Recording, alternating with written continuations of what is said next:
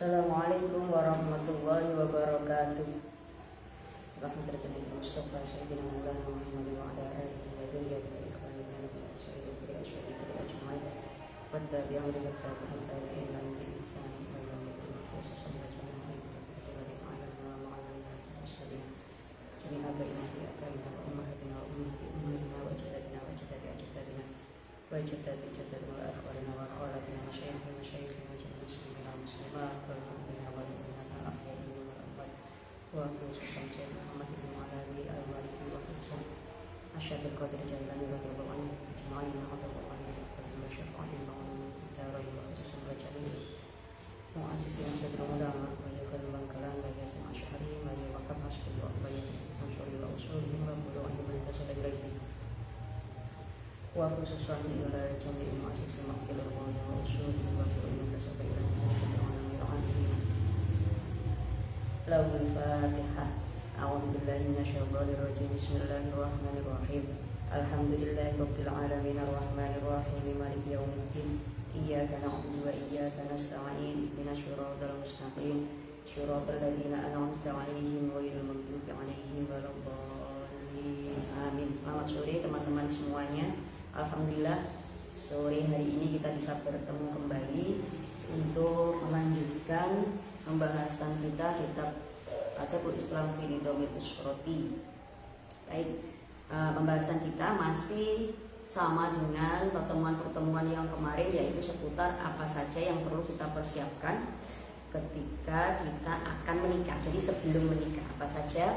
Kemarin sudah kita bahas tentang apa saja kriteria dan bagaimana kriteria memilih calon pendamping, memilih calon suami atau memilih calon istri.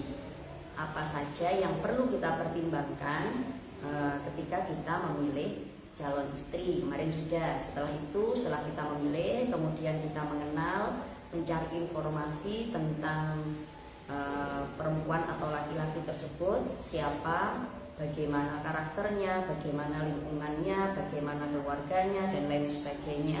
Ya, yang kemarin kemudian melakukan pendekatan agar kita lebih mengenal, agar kita lebih tahu, sehingga tidak akan ada penyesalan di kemudian hari ketika sudah memutuskan untuk menikah dengan seseorang tersebut. Nah, setelah sudah memilih, kemudian sudah melakukan pendekatan, sudah menyetujui, kedua belah pihak sudah sama-sama mempunyai satu visi dan satu misi, dan sudah menyepakati untuk melanjutkan ke jenjang pernikahan, maka poin yang selanjutnya yang perlu dipersiapkan adalah al-mahru. Al-mahru atau biasa kita sebut di Indonesia itu dengan mas kawin. Jadi kalau menikah pasti ada yang namanya mahar atau mas kawin, atau apa ya, uang panai, uang tunai apa. Itu ada beberapa sebutan di Indonesia ini, banyak sekali sebutan untuk uang mahar.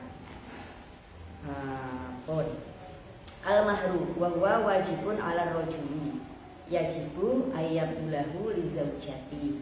Uang mahar, bukan uang ya, mahar, mas kawin itu wajib bagi calon pengantin laki-laki untuk memberikannya kepada perempuan. Jadi seperti yang saya katakan tadi, bahwa Indonesia ini sangat kaya akan budayanya, sehingga ada bermacam-macam kebiasaan atau adat istiadat termasuk dalam pernikahan, termasuk dalam pemberian mahar. Ada satu daerah yang mewajibkan atau mensyaratkan yang memberikan mahar itu adalah pihak perempuan pada pihak laki-laki. Tetapi karena kita orang muslim, maka kita ada baiknya dan seharusnya yang diikuti adalah syariat Islam. Kalau aturan agama Islam, yang wajib memberikan uang mahar adalah, yang bukan uang mahar, karena mahar itu tidak harus berupa uang ya. Yang wajib memberikan mas kawin adalah pihak laki-laki, dan diberikan kepada calon istrinya, diberikan kepada calon mempelai perempuan. Jadi mahar ini nanti adalah haknya calon pengantin perempuan, bukan hak orang tuanya. Seperti itu, oke? Jadi kalaupun nanti mahar ini oleh pengantinnya diberikan kepada orang tuanya, monggo terserah, itu sudah menjadi haknya calon pengantin perempuan. Tetapi pada dasarnya mahar ini yang diberikan, yang menerima ini diberikan kepada pengantin perempuannya, bukan keluarganya.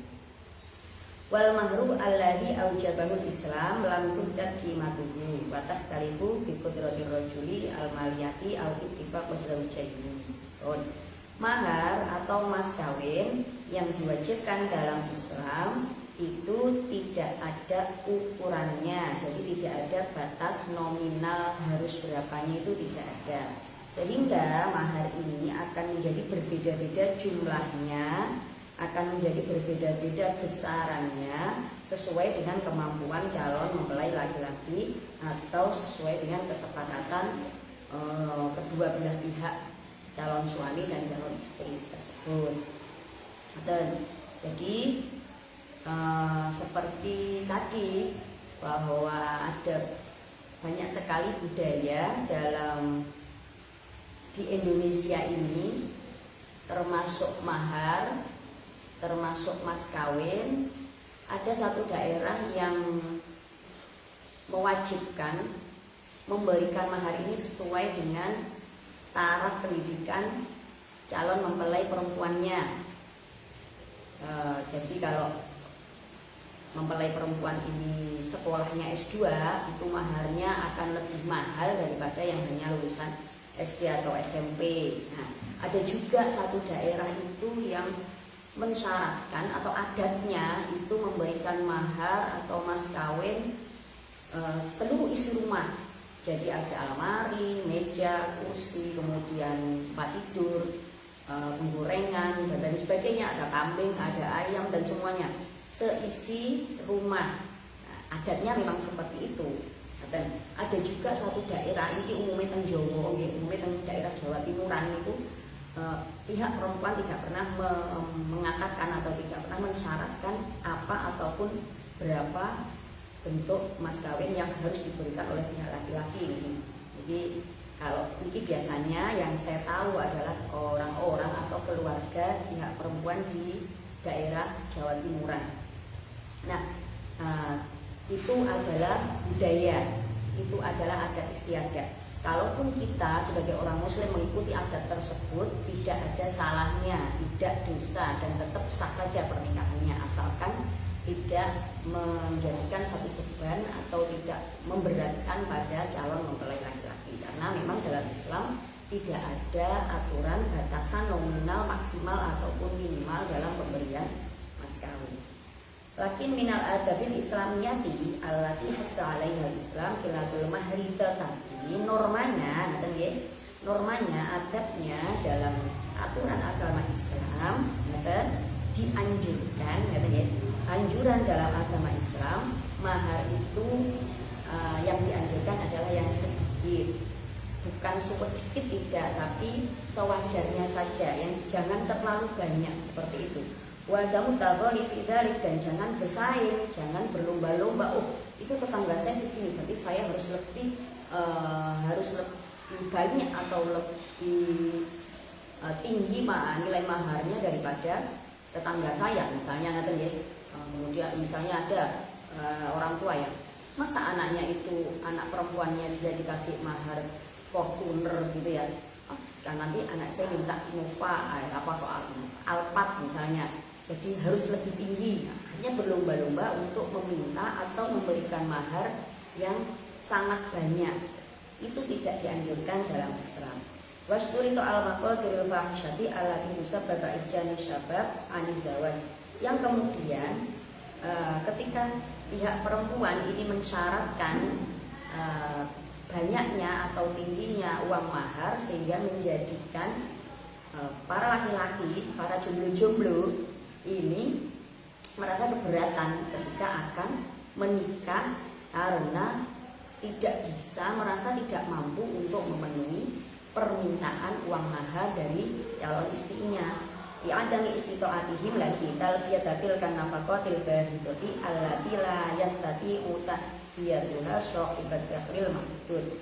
Karena merasa para laki-laki ini merasa bahwa dia tidak mampu untuk memenuhi persyaratan jumlah mahar yang ditentukan oleh pihak perempuan karena memang dia pendapatannya terbatas atau memang dia ekonominya tidak bagus, sehingga menjadikan orang laki-laki, pihak dari laki-laki ini takut untuk menikahi atau takut untuk melangsungkan pernikahan karena besarnya tuntutan uang mahar dari pihak perempuan. Nah, ini yang tidak dianjurkan dalam Islam. Jadi mahar itu jangan sampai terlalu tinggi, jangan sampai terlalu besar sehingga akan memberatkan calon mempelai laki-laki. Kalaupun itu ada dalam suatu daerah, toh kalau tidak kita penuhi juga tidak akan mempengaruhi keabsahan dari sebuah akad nikah.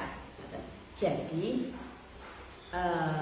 sekali lagi bahwa karena kita orang muslim maka kita harus mengikuti aturan syariah Islam. Kita boleh mengikuti adat, tetapi ingat kalau kita harus kembali kepada aturan-aturan Islam. Kita boleh meminta sebanyak adat misalnya harus seisi rumah dan sebagainya, tapi perlu diingat juga pihak pengantin laki-laki kira-kira mampu apa tidak. Kalau tidak mampu maka harus dilakukan sebuah kesepakatan kira-kira berapa yang mampu diberikan oleh pihak laki-laki. Waqat qala Rasulullah sallallahu alaihi wasallam li rajulin arada ayyatazawwaja bi arba'i awakin. Iki enten cerita enten cerita suatu hari Kanjeng Nabi itu didatangi oleh seorang laki-laki. Lah bocah lanang iki minta tolong kepada Kanjeng Nabi untuk dibantu memenuhi maharnya kepada seorang perempuan. Jadi ini ajeng nikah, ajeng rabi, mau menikahi seorang wanita, tapi kurang, uang maharnya kurang. Akhirnya dia sowan kepada Nabi, terus minta tolong untuk dibantu memenuhi. Kurang, niki jenengan jangkepi Rasul cara awake dhewe jaman sakniki ngoten niki. Mbok tulung jenengan jangkepi to Kanjeng Nabi, kula niki mahar kula kurang. Seteng lebih berapa toh maharnya? Mintanya berapa? Minta mas kawin berapa? Dia itu mau kamu nikah, minta mas kawin berapa? Biar bayi awakin katanya, dengan 4 awak. 4 awak niku saya baca satu riwayat kalau 4 awak itu setara dengan 1/4 perak, 1/4 perak. Kalau misalnya dikuruskan saya kurang tahu pasti, kira-kira sekitar 4,5 jutaan itu pada zaman itu, pada zaman Rasulullah seperti itu, sebesar itu pada zaman Rasulullah itu dianggap sudah sangat besar sekali sak monten iku. Nah, terus Kanjeng Nabi dawuh ka'annakum tanhituna al-fiddah min ardiha dan jabal. Kok akeh men ngoten nggih? Kok besar sekali, kok sepertinya gampang sekali mendapatkan 4 awak itu, kok seperti hanya mencongkel gunung saja kamu kemudian dapat uang sebesar itu, kamu mendapatkan perak sebesar itu, apa dikira gampang mendapatkan uang sebesar itu? Komentarnya Rasulullah, apa dikira itu gampang mendapatkan uang sebesar itu? Apa cukup dengan mengambil dari gunung sehingga kemudian bisa memenuhi mas kawin yang sebesar itu? Waqala sallallahu alaihi wasallam fi khutbatihi, kemudian dalam khutbahnya Rasulullah dawuh ala tuwalu sotukotan nisa'i, jangan berlomba-lomba atau bersaing dalam memberikan mahar perempuan. Wa innahu lakanat makrumatan fid dunya aw taqwan indallah, kalaupun kalian menganggap bahwa mas kawin itu adalah simbol penghormatan terhadap seseorang, terhadap perempuan, maka atau karena nilai ketakwaannya dia, lakana aulakum biha nabiyullah, maka harusnya yang lebih pantas mendapatkan penghormatan itu adalah saya atau nabi. Ini ada hadis lagi yang diucapkan oleh sinten Khalifah Umar, mirip seperti ini, yang kemudian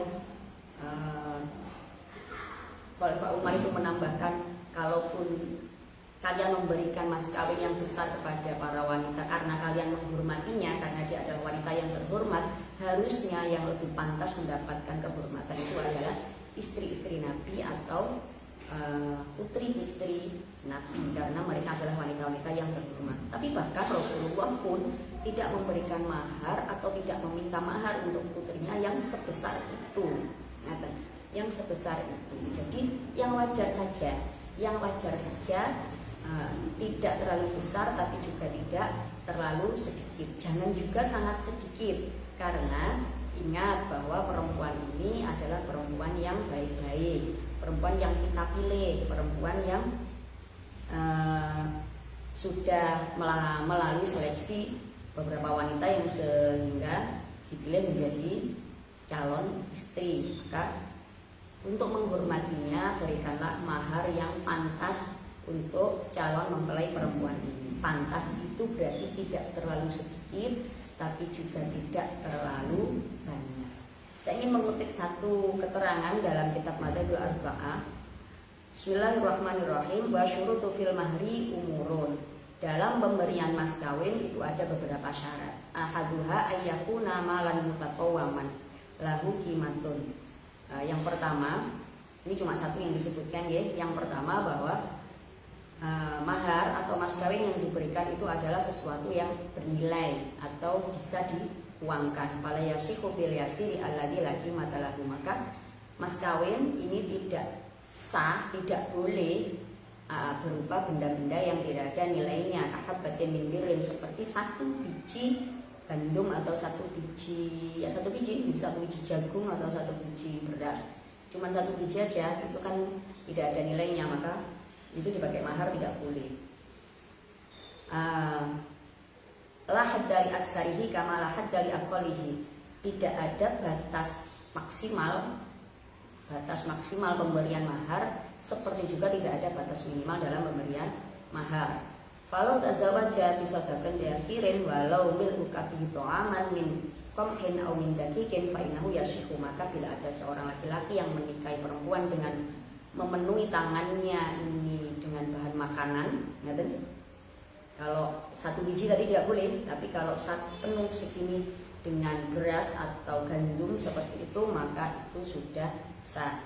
Walakin tetapi walakin yusannu la yanqusu al mahru an asyrati darahim. Tetapi disunahkan ketika memberikan mahar itu tidak kurang dari 10 dirham. Kalau misalnya 1 dirham itu 2.500 misalnya ya, berarti kalau 10 dirham itu berapa? 25.000 minimal. Jangan sampai kurang dari itu, sak melarat-melarate, setidak mampu-mampunya seorang laki-laki ketika ingin menikah, maka berikanlah mahar. Jangan memberikan mahar itu jangan sampai di bawah 50.000 lah ya. Kalau zaman sekarang bisa dikira-kira sendiri. Secara umum uang itu umumnya berapa? Yang paling sedikit kalau 25.000 sekarang dianggap tidak kurang berharga, kan ya kita naikkan sedikit 50.000 atau 100.000 itu batas minimalnya, jangan sampai sebawah itu. Wa dhahiruha daswadat laisa maqsudan lidadihi bizauj. Karena sesungguhnya pemberian mahar ini maksudnya bukan zatnya dalam pernikahan. Wa innama huwa maqsudun bil isyarati ila anna rajula malzumun bil infaqi 'alal mar'ati min awwalil amri.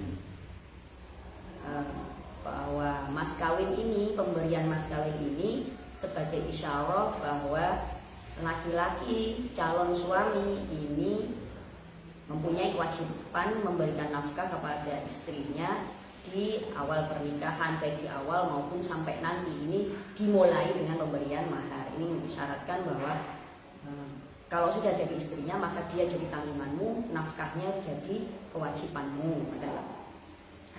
Wa qala sallallahu alaihi wasallam, inna min yumnil mar'ati tasira khitbatiha wa tasira sadaqiha wa tasira rahimha.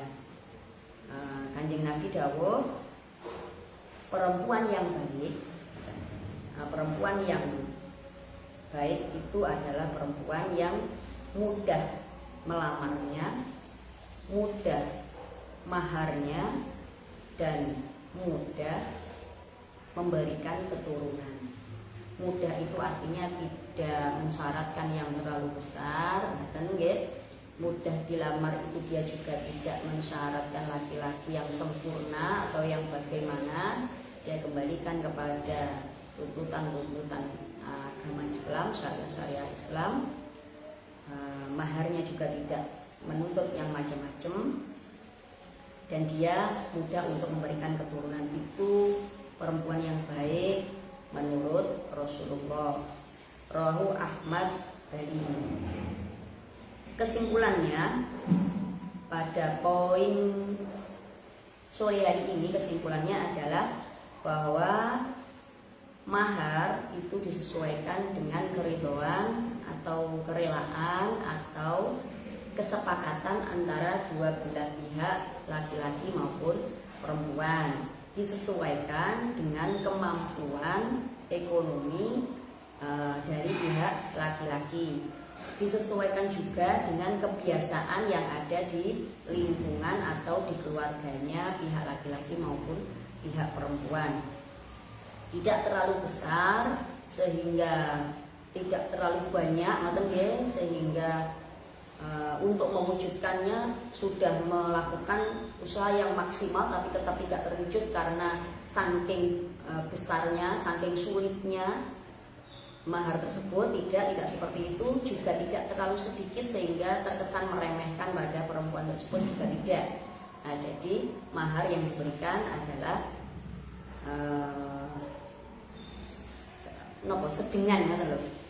sedengan, sesuai dengan kemampuan, sesuai dengan kerelaan. Ada satu hadis yang mengatakan sebaiknya tidak melebihi atau tidak kurang dari maharnya Rasulullah ketika melamar Siti Aisyah, yaitu sekitar 500 dirham. Niku kalau dikuruskan pinten nggih? 4,5 juta,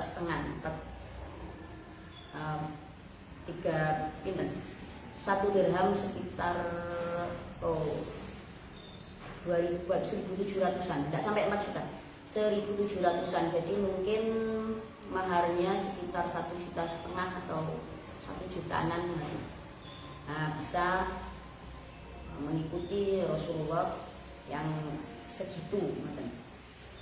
Jadi dari pihak mahar itu diberikan sesuai dengan kesepakatan, sesuai dengan kerelaan antara kedua belah pihak yang tidak memberatkan pada pihak laki-laki dan juga pihak perempuan.